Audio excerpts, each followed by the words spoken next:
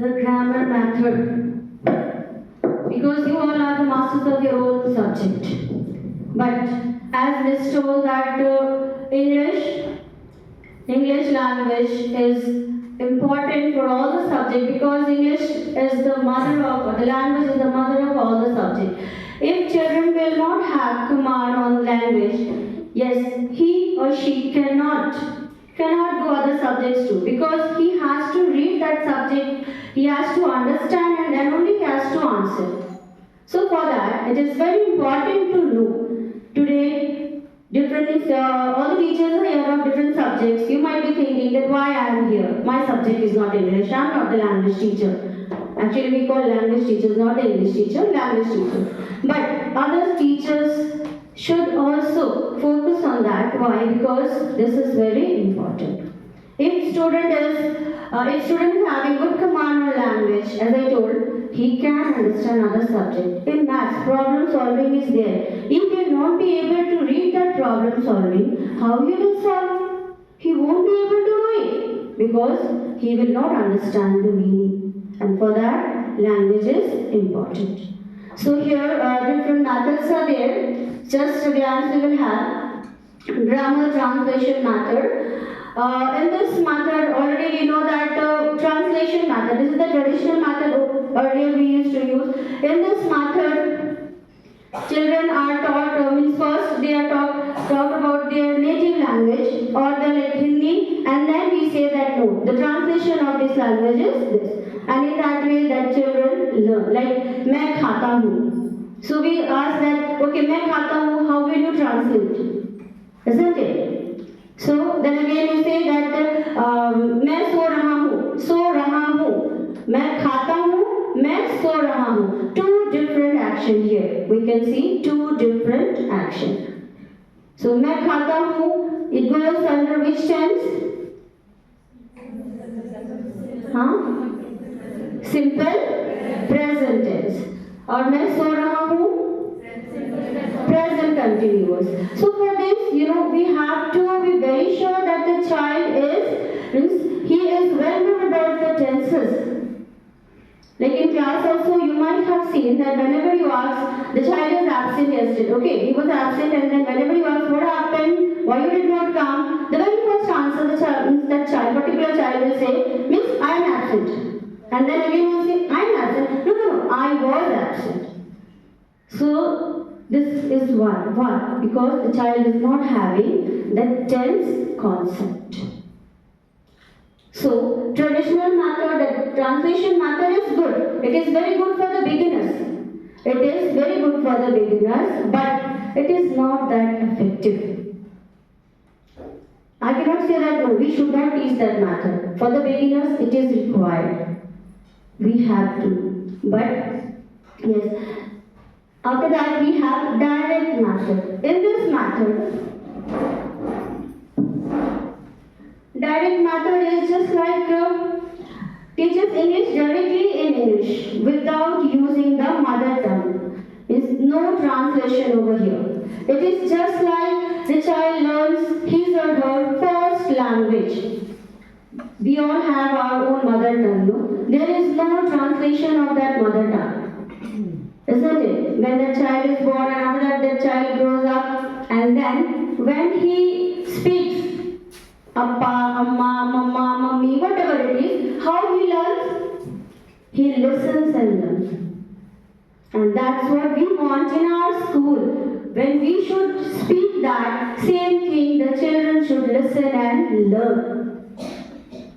Because in that way, no translation, nothing. Every time we cannot be at the back of children, no? And we say that, मैं खाया, don't say that, मैं खाना खा रहा हूँ. Say this, that. Because the children is used to of that language. No. So in direct method, what happens directly? Whatever he listens, he learns that. In this method, no translation, as I told you, it emphasizes on speaking and listening. As I told you, whatever they listen, they will follow. So, we teachers, it's our duty, we should create such environment whenever the children, they pass through us, whenever they listen, they will also learn that. that no, we should speak in this language. This is very important. Then, vocabulary taught in this method, vocabulary is taught through object, pictures. Now don't just as Miss told that rote memorization. Rote memorization for that period will help you. Okay, the child will learn and then write, will score a good mark, will secure a good mark. But later on what? Will not be able to do anything. Why? Because that is a rote memorization. So if I show this, what is this? He will say Mike, and that will be in his memory because he saw that object and he learned. If I say just, I make him memorize the word Mike, M-I, spelling also, and he is well known to that. But maybe object, if he has not seen, later on he may not be able to speak about that. So, especially to the pre-primary teachers, I am telling that you all are the foundation, base for the students. So, whatever you teach, they are going to carry on to their entire life. So, this is very important to give the strong foundation. If the foundation is strong, okay, no problem, it is too weak, they can manage. But if the foundation is weak, it is very difficult to build a good building on that. And our students are our nation builders. We cannot simply live like that. So it is very important to teach them through object as well as pictures. Whenever we show pictures, what is this? And the child screams about it in own language only, maybe. And then we can teach them that no, this is, suppose apple. Many children, they can say, same. Why? Because the child has learned that one. But as a teacher, when we say apple, then the child will say, no, Miss is telling about apple. And when he will go his home and he will say or she will say, Mama, today Miss talked about apple. So this is what happens in direct method. It is very good. Some advantages are there like fluency. When you speak, the child will learn that and he will have that fluency. He will improve his pronunciation. As I told, whatever the teacher speaks, they will speak the same thing. Last time when practices were going on, we heard some of the children, their pronunciation, that hurt is not that, heart. H-U-R-T, hurt, and H-E-A-R-T, heart. Two different things. But when the children, they say hurt, they say, no, Miss also told me like that. But it is all about the pronunciation, will come later on. So we cannot blame the children that no, totally they don't know. Somewhere we are the one who is responsible for that and we should take initiative to come up with that. Next is audio-lingual method. In this method is based on listening and speaking through repetition and drills. In nursery and LKG, we have seen, the teachers, they write the letters in bold way and then they simply say A, B, and the children, students, they are just repeating that one. Isn't it? So in that repetition method, what happens? They learn how to pronounce that. But they don't recognize the thing, what is it? Only they will just scream, but that they are listening and then they are practicing it. Isn't audio lingual means they listen that and then they practice.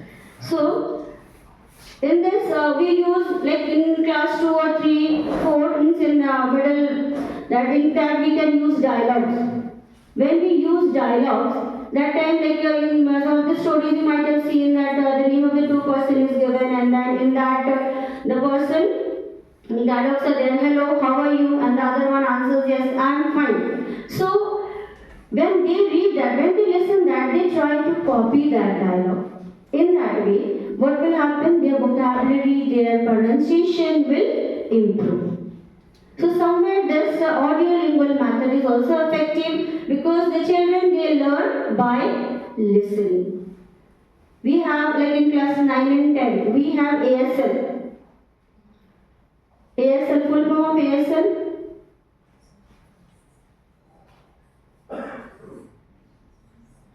Full form of ASL? Okay. Lovely. Assessment of Speaking and listening. Listen. Because in that what we do, we show them some video or make them listen something, and then what they do, they listen and then they answer. And this is very important because it improves listening skill. And it is always said a good listener is a good speaker. If you listen well, you will speak well. If you not listen, in class also, those who listen, they answer. Those who don't, they don't answer. Isn't it?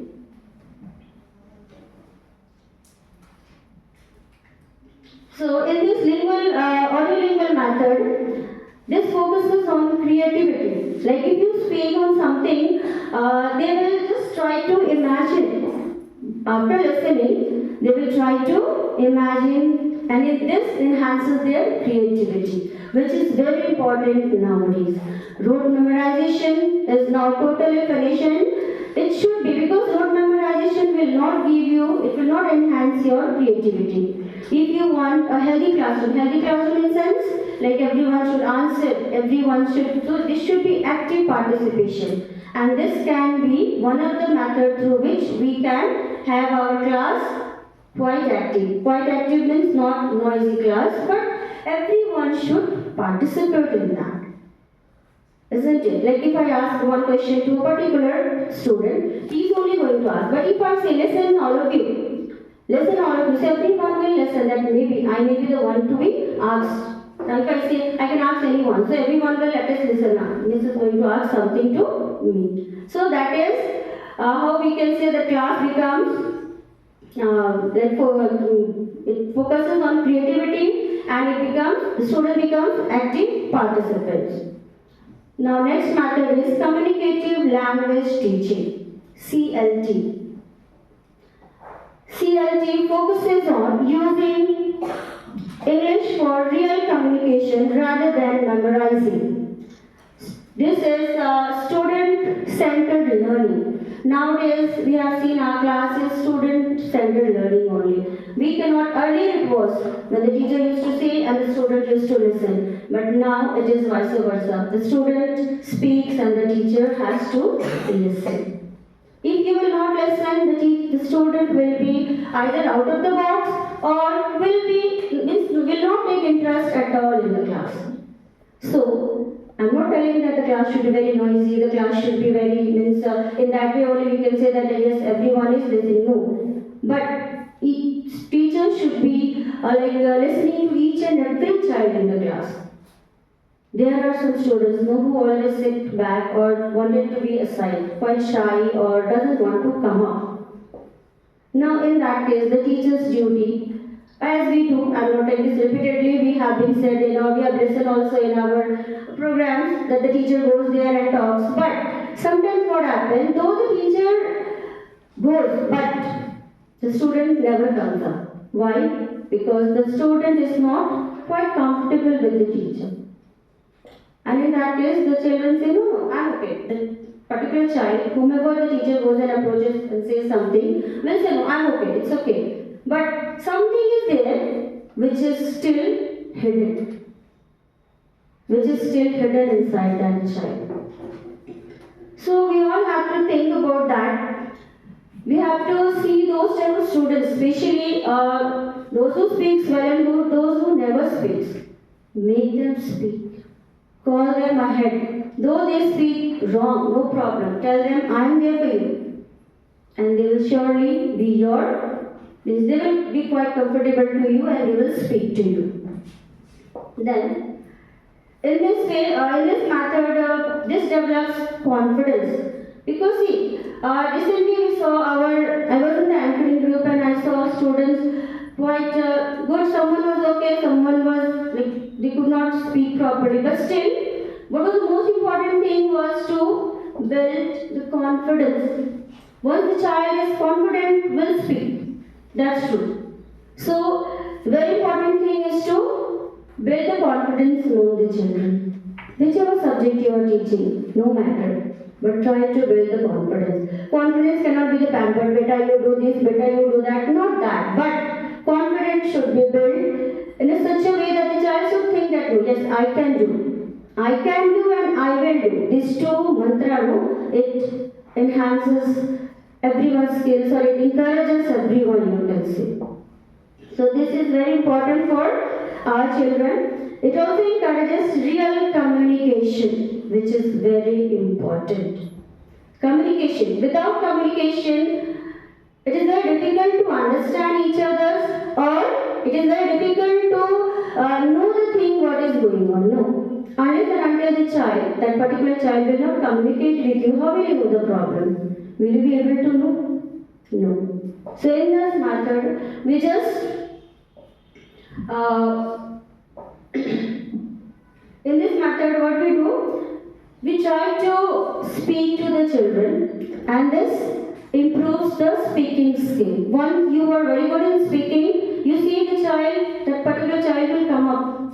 Sometimes they have lots of problems, but they don't know how to speak. So they will say no, nothing. They are not going to speak to you. Why? Because they don't know how to speak that particular word. Or in English, especially in English, when they said no, they will not speak. But if you give them the chance to speak in Hindi, they will come up with the things. But as we are in English medium school, we cannot, I'm not telling you Hindi should not be, so we should not say that don't speak in Hindi, but we should focus on speaking English, which will improve their speaking skill. And here we are for that. Next is task-based language teaching. Task-based. Now what is task? With the help means with the name only we come to know that what is task means giving some work. Either it can be in the form of your role play, or in the form of any dialogue speaking, or in any story writing. Recently you have heard or seen that CBSE has asked storytelling competition in all the subjects. In all, it is not only in English or Hindi, but in all the subjects. And our students, they spoke very well. Whether it was maths, science, SST or whatever it is, they related that and they spoke that story very nicely. So, is it that it is our stereotype that no, only story should be in English or Hindi? But this is now no more stereotype. Storytelling is in all the subjects, and through storytelling also we can teach, or the children they will understand. Isn't it? Task-based language. This language is based on teaching some situation you give them, okay, and then you just tell them to write a story on that. So what they will do, they will think first, and then they will form the character, and then they will write the story. So in that way, they are going to improve their writing skill, as well as they will, what they are going to do? Imagination power or creativity skill will increase in that. Isn't it? So we can engage our classes like that. I know English language and literature syllabuses are too vast and it's not possible to include all those things in that. But still, apart from that, as a teacher, it's our duty to take out the time and teach them all these things. Only textbook and rote memory will not help them. Isn't it? Give them some tasks in the class, that group work. Or the pairs, like 2 to also can be a 4 of them, if more number of children, then you can pair up, like in the group you can give, and you can give them, write a story, certain topic, or prepare a dialogue, isn't it? They will enjoy it. They will enjoy that one. Now, one more thing I would like to say that like when we go to the class, especially in grammar we have seen, like we say that open your book, today we are going to read so and so, we write the heading and then we start the things. So what should we do? That let the students speak the title, that topic, what topic you are going to teach. Suppose today I am going to teach noun, suppose that, okay. Don't write the heading first. You just talk to them about the names of the places, about the names of the student, about the names of the things. And then say, what are these? They will, of course, they will say name. And then you say, these naming words are noun. And in this way you can write the heading. Isn't it? So this will give them, something to think. Miss is talking about the boy's name. Why? About the girl's name. About the place's name. And then they will realize. If I say now is the name of a place, animal, place, things and all. Okay. So he will memorize it and then that moment he will write. No doubt. But later on what? Now also we have seen there are students in class 8, 9. The things which they have learned in class 4, 5. Now in class 8, 9 also they cannot speak out. Why? Because they have learned that time. It is not that they haven't studied. But now they don't have the concept, or you can say that they cannot remember it. Only they have memorized, and that memory, it fades. No? So this is what happened. So now what we have to do as a teacher, we have to focus on that, how they can implement in their daily life through this task, through their word. Isn't it?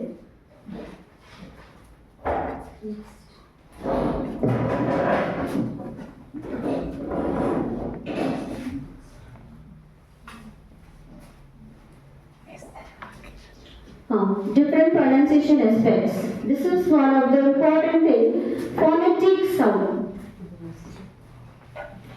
Phonetic.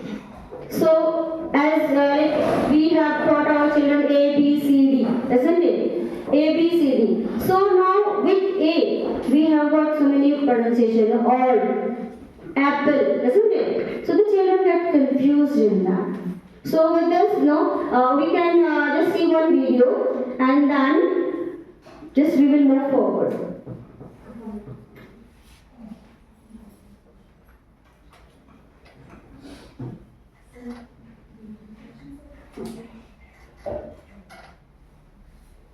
So parents, we are having a new batch which we are starting for November for nursery, junior KG and senior KG classes. I have already given the details in the description box below. Please go through it and let me know if you are planning to join our classes. Hello everybody, welcome back to another exciting session with me. So in today's class, I'm going to show you what has to be done after you teach your kids with phonic sounds. We can start teaching phonic sounds to kids as early as they are about 3 years old. So make sure to teach them the sounds only in small case letters, because generally we write all the spellings in small case. So it will be easy for a child to read when they learn the phonic sounds in small case alphabet. Now, here, phonic sound A, apple, B, bat, C, cat, D, dog, elephant, F, fish, G, goat, H, horse, igloo, joker, kite, lamb, monkey, nest, orange, parrot, queen, rabbit, sun, tomato, violin, watch, Xmas tree, yard, zebra. So this is how you have to first teach them the phonic sounds. It is always advised to prepare a chart like this for them with all the small case letters in a page. And now let's make them learn the phonic sounds all together. So here, starting from here, A, B, K, D, E, F, G, H, I, J, K, L, M, N, A, P, Q, R, S, T, A, V, W, X, Y, Z. So like this you have to make sure the child is thorough with all the phonic sounds in small case letters. After that is over, we have to introduce them to the vowel sounds. What are the vowels we have here? We have already circled them like this. A, E, I, O, U are the vowels. A, E, I, O, U. A, E, I, O, U. A, E, I, O, U are the 5 vowels of English alphabet. Okay children? A, E, I, O, U are are the vowels of English alphabet. We have 5 vowel sounds. Okay. Now, after we introduce them with vowels, this is how we are supposed to teach them the vowel consonant blends. So here we have taken the vowels list over here. A, E, I, O, U. First, let's blend the vowel A with the rest of the consonants. So let's make 5 groups of vowel consonant blends like this. A, B, ad, A, K, ad, A, D, ad, A, F, ad. So this is the first group of vowel consonant blend. Next, A, G, ad, A, H, ad, A, J, ad, A, K, ad, A, L, ad, A, M, an, A, N, an, A, P, ad, A, K, ad, R, ad, as, at, ad, v, ad, w, ow, at, as, as. So this is how we have to prepare a chart for the vowel A, vowel consonant blends. Now, we can teach them first group of vowel consonant blends, then move on to the next group. So like this, we can teach them the vowel consonant blend for vowel A for 5 days. After this is over, we should prepare a chart like this for kids first to understand if they have really learned blending the vowel consonants.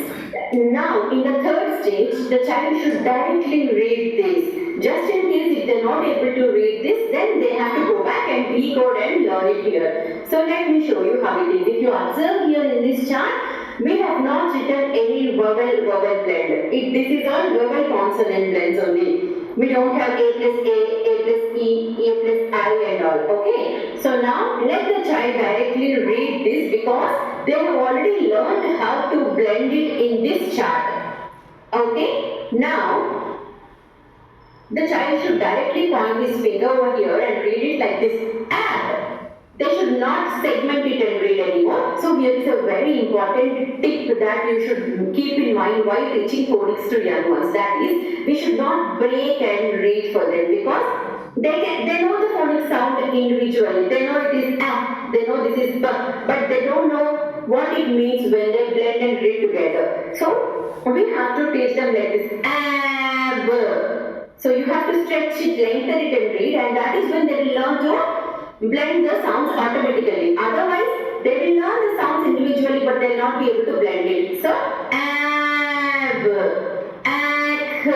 So, when you teach them these blends, make sure you are lengthening it and teaching them. Ad, af, ag, ah, aj. Sorry, this has to be j. Aj, ak, al.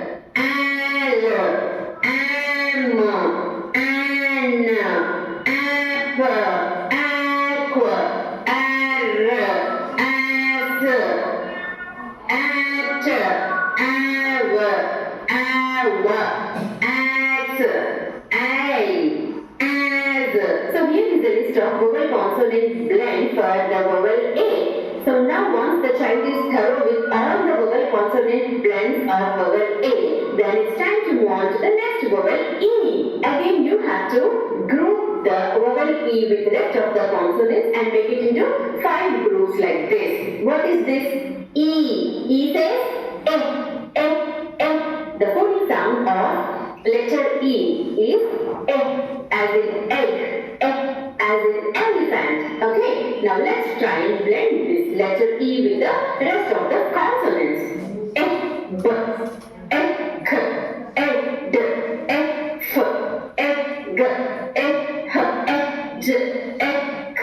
After the blending is over, we should teach them how to blend the letter E with rest of the consonants. Make sure to be thorough with the vowel consonant blends of alphabet A. This is the easiest way where a child will learn to blend the vowels and consonants together. The same has to be done for I, O and U. After you have grouped each and every single vowel with its respective consonant, prepare a chart like this where the child will try and blend the words together. As I already told you, the very important tip here is make sure the child is not breaking it and reading. It will be of no use. You just have to make sure they are reading it together.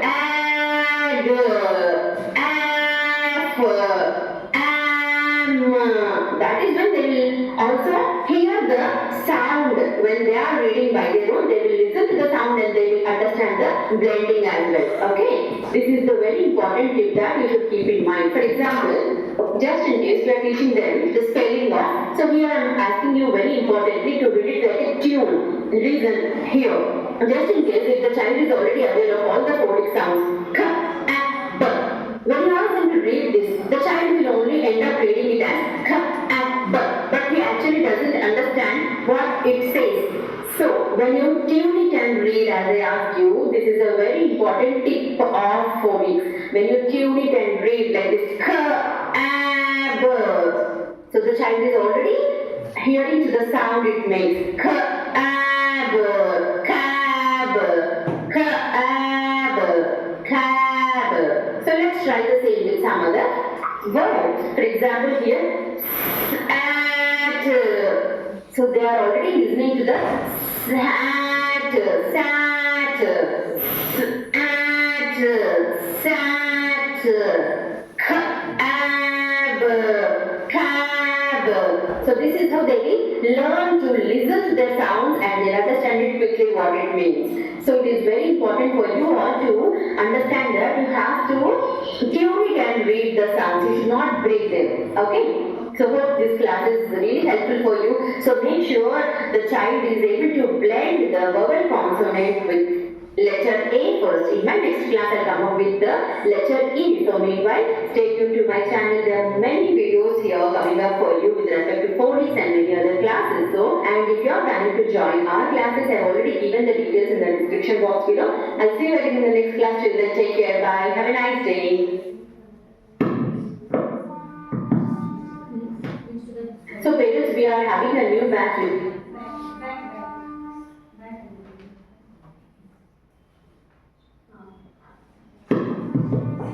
So, this video clearly demonstrates the role of phonetic sound, isn't it? If phonetic sound, maybe sometimes now you may be feeling that this sound is a bit, annoying, because again and again she was telling, but that is very important. If we teach our children from the very beginning in this way, I am sure they will not have pronunciation difficulty, isn't it? Like I cannot say to the higher section because whatever they have learned now it is difficult for them. But now also there is a time our primary section teachers can teach them in such a way that when they come up ahead, they will have a good pronunciation, isn't it? So this video I am sure will help you a lot. Now let's move to the next point, that is stress pattern. Stress pattern, that is word stress or the sentence stress. In every sentence, we cannot put a stress, no? Like last time the students, they were pronouncing love. Here, what we have put stress on? Oh, love. It cannot be, it is love. Isn't it? It is love. So, we have to be very careful about the word stress and what? And sentence stress, isn't it? Like beautiful, beautiful. So in that we are putting stress, isn't it? Am I correct or not? But in all the words we cannot put stress. And when you put stress, that many changes as well as it is the wrong pronunciation. And this is what sometimes we also do, isn't it? So, the two types of stress in English, one is word stress, that one syllable. We all know about syllable, isn't it? So we are not going to deal with that one syllable, two syllable, all, but yeah, word stress is only on one syllable. And then the sentence stress is on noun. So when we read on a sentence, so in that, this stress pattern is on noun or the main verb, like going, eating. We don't say eating. Do we say that? No, we say eating. So stress, word stress is there. Then adjective, as I told you, beautiful, wonderful, isn't it? It's wonderful.